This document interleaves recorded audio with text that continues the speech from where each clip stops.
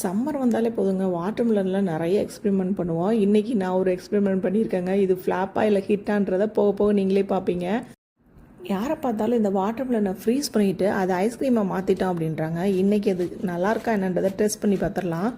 அதுக்கு நான் ஃப்ரெஷ்ஷாக ஒரு வாட்டர்மெலன் எடுத்துகிட்டு அந்த சீட் எல்லாத்தையுமே ரிமூவ் பண்ணிவிட்டு ஓவர் நைட் ஃப்ரீஸ் பண்ணி எடுத்துக்கிட்டேங்க. அதை நல்லா நம்ம ஃப்ரீஸ் பண்ணும்போது தான் நம்ம துருவிட்டு தான் அதை பண்ண போகிறோம். வேறு எந்த ஆர்டிஃபிஷியல் கலரோ எதுவுமே நம்ம ஆட் பண்ண போகிறதில்ல. இங்கே பாருங்கள், ஃப்ரீஸ் பண்ணி நல்லா எடுத்துட்டேன்னா அவ்வளோதாங்க, வேலை முடிஞ்சது. இது அப்படியே நம்ம தேங்காய் துருவுற மாதிரி துருவி எடுத்துக்க வேண்டியதான். துருவும் போது பார்த்திங்கன்னா கை வந்து பயங்கர சில்லுன்னு ஆயிடுங்க. நீங்கள் க்ளவுஸ் இருந்ததுன்னா க்ளவுஸ் போட்டுக்கோங்க.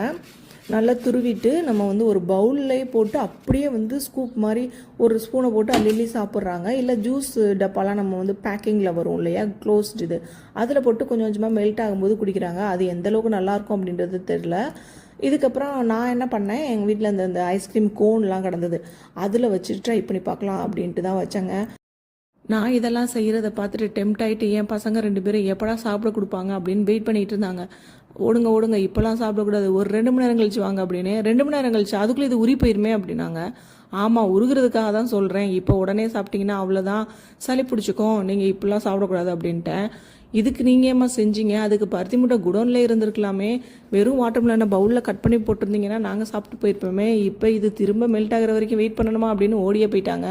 நான் என்ன பண்ணேன், ஒரு சில ஃபோட்டோஸ் வீடியோஸ்லாம் நமக்கு எடுத்து வச்சுட்டு அதுக்கப்புறம் ஒரு பெரிய ஜார் எடுத்துகிட்டு எல்லாத்தையும் மாற்றிட்டு அது மெல்ட் ஆகிற வரைக்கும் பார்த்துட்டு இருந்தேங்க.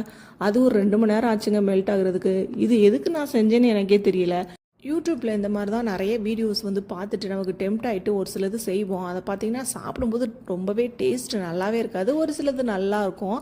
அந்த மாதிரி தான் இதுவும் நான் செஞ்சுட்டேன். ஆனால் வந்து சாப்பிட்றதுக்கு எனக்கு மனசே வரலங்க. ஏன்னா அதுக்கப்புறம் வர்ற வழியை நம்ம தானே அனுபவிக்கணும் அப்படின்ட்டு. இந்த மாதிரி ஒரு சில ரெசிபிலாம் பார்த்திங்கன்னா வீடியோக்கு வேணால் பார்க்க நல்லா இருக்கலாம், ஆனால் டேஸ்ட் அந்த அளவுக்கு நல்லா இருக்காதுங்க.